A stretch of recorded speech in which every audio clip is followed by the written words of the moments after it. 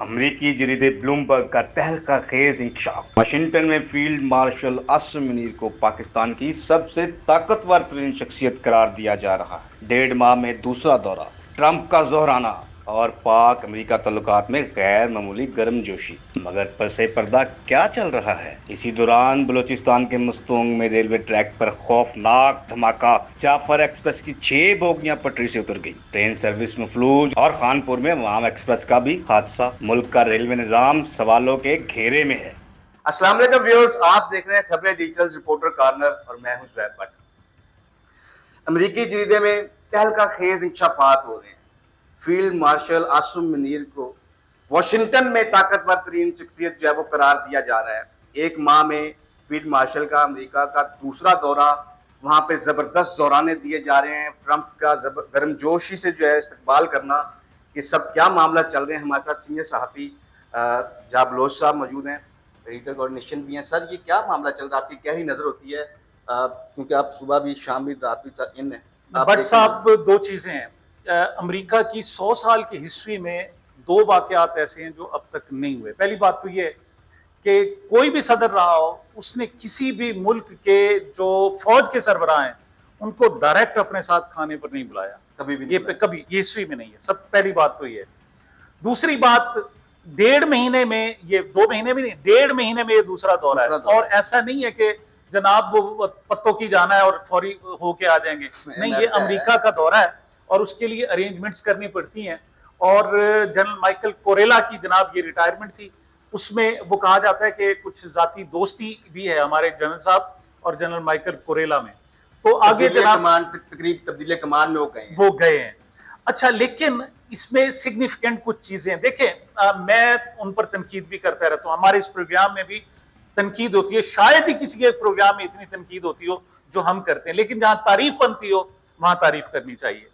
آج کچھ اختلافی باتیں بھی، لیکن میں آپ سے کہتا ہوں کہ پاکستان کی ہسٹری میں کوئی پاکستان کا نہ سربراہ، نہ صدر، نہ وزیر اعظم، نہ کوئی اور ایسا نہیں ہے کہ جو امریکہ میں بیٹھا ہو اور اس نے بھارت کو رگڑ دیا ہو۔ یہ پاکستان کی ٹوٹل ہسٹری میں نہیں ہے، بلکہ وہاں جو دیگر سربراہان جاتے ہیں ایسا نہیں ہوتا کہ تیسرے ملک کو جناب وہاں جا کر رگڑے دکھائی جاتی ہے، ایون دھمکی دیں۔ وہ پہلی مرتبہ ہوا ہے کہ جنرل صاحب نے ایسا کیا ہے اور بہت اچھا کیا ہے۔ 2-3 باتیں میں ان کی ذکر کرنا چاہوں گا۔ ایک انہوں نے وہ کہا ہے کہ وہ ہم تو انتظار کر رہے ہیں وہ ڈیم بنائیں، ڈیم بنائیں تو ہم 10 میزائل۔ دیکھیں جی، پاکستان کی 25 کروڑ آبادی اب باقاعدہ اسٹیبلش ہو گئی کہ 25 کروڑ لوگ زندہ ہیں۔ 25 کروڑ لوگوں کا آپ پانی بند کریں گے تو ہم آپ کو پھول پیش کریں گے؟ اچھا، ڈپلومیسی ہوتی ہے کہ ذرا زبان جو استعمال کی جاتی ہے وہ سوچ سمجھ کے، لیکن آپ پانی بند کریں اور آپ کو کہنے جی آپ تو بہت اچھے ہیں، ایسا نہیں ہے۔ تو پہلی مرتبہ جناب وہاں جنرل صاحب نے کہا ہے کہ تم ڈیم بناؤ، تم جب بنا لو گے نا اس وقت ہم 8 سے 10 میزائل ماریں گے اور تمہارے سارا ڈیم تباہ کر دیں گے، نمبر 1۔ اور انہیں کہا جی ہمارے پاس میزائلوں کی کمی نہیں ہے، مطلب یہ جنرل صاحب کا یہ کہنا یہ ایک بہت بڑی بات ہے۔ اچھا، فیلڈ مارشل صاحب نے جو دوسری بات کی ہے نا، وہ کمپیریزن کیا ہے انڈیا کا اور پاکستان کا، وہ بڑا دلچسپ ہے، اس پر تنقید بھی کی جا رہی ہے۔ اچھا، پہلی بات تو یہ کہ جو یہ تقریب تھی 120 کے قریب یہ ٹوٹل پارٹیسپینٹس تھے، وہاں جو سرکاری تقریب ہوئی امریکی، اس میں تو صرف ملاقاتیں ہوئی، سلام دعا ہوئی، تصویریں جاری کی گئی ہیں، اس میں جو ٹاپ لیڈرشپ ہے ان کے ساتھ فیلڈ مارشل صاحب کی ملاقاتیں ہوئی۔ اچھا، یہ جو خبر جاری ہوئی، یہ جو پاکستان کمیونٹی سے خطاب کیا، 120 لوگوں کو بلایا تھا اور وہاں کیمرے کی اجازت صاحب نہیں تھی، تو خبریں جو آئیں وہ ڈائریکٹ جو سرکاری یعنی ISPR سے آئی، وہی ایک سورس ہے۔ لیکن وہاں ایک دی پرنٹ نامی ایک جناب تنظیم ہے اور آرگنائزیشن، اس نے ان 120 لوگوں سے بات چیت کر کے کچھ چیزیں نکالی۔ اچھا، وہ جو ہیں وہ میں اپنے سامعین کو اور ناظرین کو بتا دیتا ہوں۔ اس میں چیف صاحب نے، ہمارے فیلڈ مارشل صاحب نے کہا کہ انڈیا جو ہے وہ ایک فراری جیسے جناب کار ہوتی ہے اور اس کے مقابلے میں پاکستان جو ہے وہ ایک ٹرک ہے۔ اچھا، یہاں تھوڑا سا مس کوٹ کیا گیا، یہ کہا گیا کہ پاکستان جو شاید کوڑے کا ٹرک ہے، ایسا نہیں تھا، میں نے اس کو بعد میں چیک کیا۔ جو ایکچوئل لفظ استعمال کیے انہوں نے کہا جی پاکستان جو ہے وہ ایک مرسڈیز گاڑی ہے اور پاکستان بجری سے بھرا ٹرک ہے، آپس میں ان کا ٹکراؤ ہوتا ہے تو آپ خود بتائیں نقصان کس کا ہوگا۔ انہوں نے کمپیریزن مطلب یہ کیا، لیکن اس کے باوجود یہ کہا جا رہا ہے کہ پاکستان کی ایک تشخص ہے، پاکستان کی مثال دیتے ہوئے بھی خوبصورت اور اچھے لفظوں کا بہرحال استعمال کیا جانا چاہیے تھا۔ तीसरी बात जो की फील्ड मार्शल साहब ने, वो भी बड़ी बहुत अहम। देखिए बात तो ये कि हमारे पास अगर एटम बम ना होता तो इंडिया हमें कब का जनाब नुकसान पहुंचा खा चुका होता। बहुत अच्छा लफ्ज आपने इस्तेमाल किया, तो इसकी वजह से रुका हुआ है। नंबर 2, उसे ये भी पता है कि अगर हमने जनाब ये इस्तेमाल किया तो ऐसा नहीं है कि सिर्फ इंडिया को, ये बहुत ज्यादा जो हमारी धाक है वो बम की वजह से है। पहले जनाब हम डिप्लोमेसी में जब ये बातें करते थे तो इसको हम थोड़ा सा छुपा के करते थे, लेकिन इस मर्तबा चीफ साहब ने, फील्ड मार्शल साहब ने उसको जरा खोल के, और वो क्या कह दिया, लफ्ज जो इस्तेमाल किए वो ये थे कि अगर कोई एटॉमिक मामलात होते हैं तो आधी दुनिया तबाह हो जाएगी। इस पर बड़ी तनकीद हो रही है कि ये तो आपने जनाब दुनिया को धमकी दे दी कि हम अगर गिरेंगे तो फिर आधी दुनिया भी गिर जाएगी। अब बात तो सच है, मगर बात है रुसवाई की।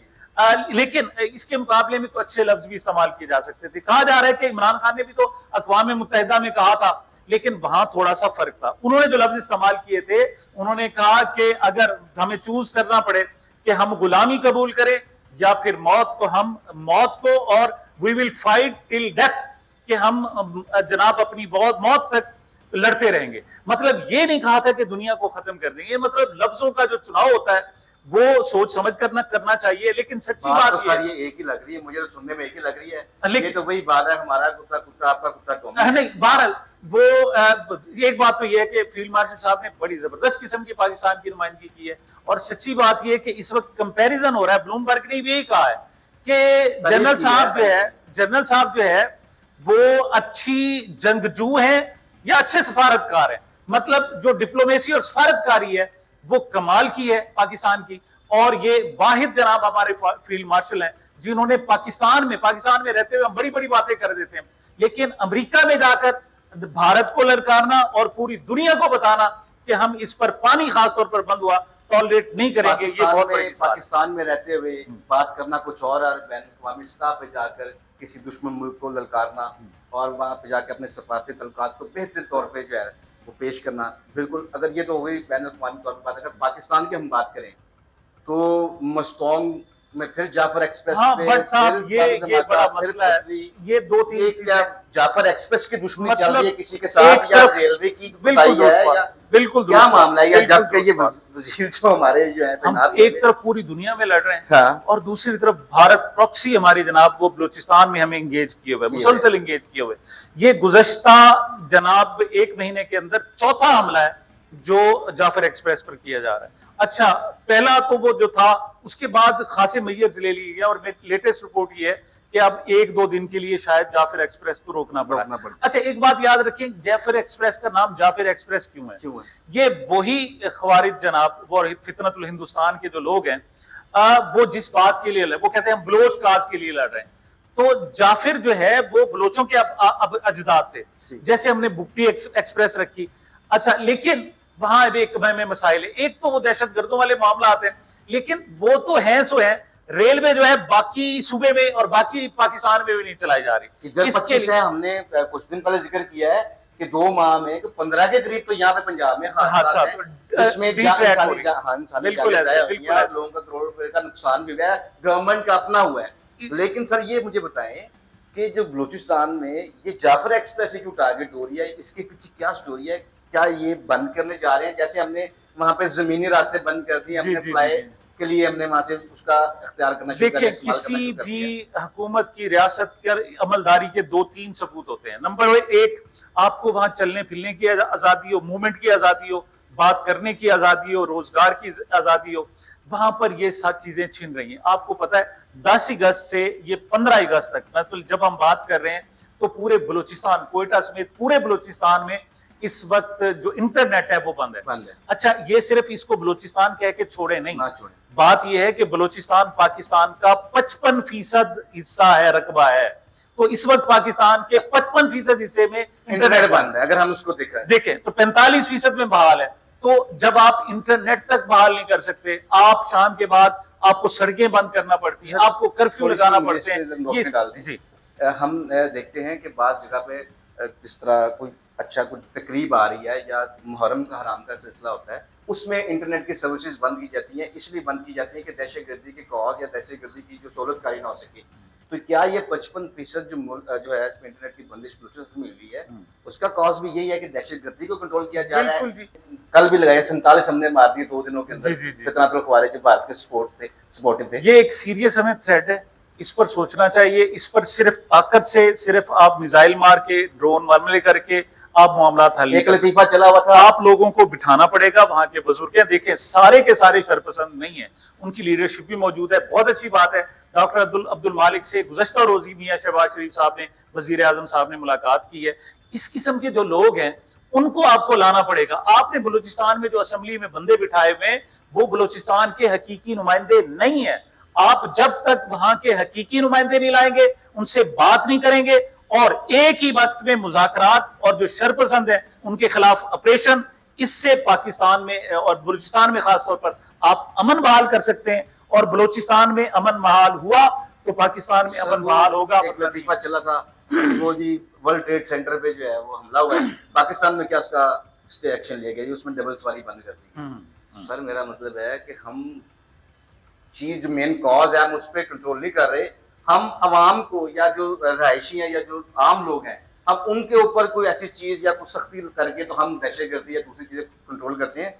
ये क्या वजह है? हमें आंखें बंद नहीं करनी चाहिए। वहां बलूचिस्तान के हालात अच्छे नहीं है और उससे हमें जाहिर भी हो रहा है कि 14 अगस्त मनाने के लिए हमें अपना जो कौमी दिन है वहां इंटरनेट बंद करना पड़ता है। ये सीरियस थ्रेट है, बल्कि शर्मनाक बातें हैं जो हम ये डिस्कस कर रहे हैं। पाकिस्तान को संभालना होगा। सिर्फ आप वाशिंगटन में जाकर सिर्फ मोदी को धमकियां देने से ये मामला हल नहीं होगा। हमें घर में बैठकर यहाँ डेमोक्रेसी लानी होगी, वोट को इज्जत देनी होगी, जैसे बड़े मियाँ साहब का ये कॉल है, और यहाँ इंसानी हकूक का ख्याल रखना होगा।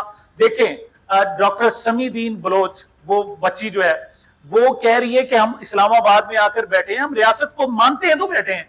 अगर हम रियासत को ना मानते तो इस्लामाबाद में क्यों बैठते, हम फिर पहाड़ों पर होते। तो ये लोग जो रियासत को मानते हैं उनको, उनसे निगोशिएट किया जाए, उनसे बातचीत की जाए, उनको इंसेंटिव दिए जाए, वहां उनके जो बाकी जेन्युइन मसाइल हैं, उनके दुख हैं, दर्द है, उनका अजाला किया जाए, फिर पाकिस्तान को ओवरऑल बेहतरी आएगी। वरना ये जख्म रिश्ता रहेगा, इससे खून बहता रहेगा। बहुत शुक्रिया। पाकिस्तान को दरपेश मसाइल को अगर खत्म करना है तो जो इनके जेन्युइन मामला है, जो जेन्युइन शक्तियां पाकिस्तान पे आई नहीं है, जिस तरह बलूचिस्तान के जो हालात हैं उनको ठीक करने के लिए वहां के जो लोग हैं उनके बड़ों के साथ बैठ के बात करनी होगी। फजूल किस्म की पाबंदियां लगाने से पाकिस्तान का मसला हल नहीं होगा। जो पाकिस्तान के जो लोग हैं उनके मसाइल को हल करने से पाकिस्तान का मसला हल होगा। ऐसी रिपोर्ट्स देखने के लिए देखते रहिए खबरें डिजिटल रिपोर्टर्स का।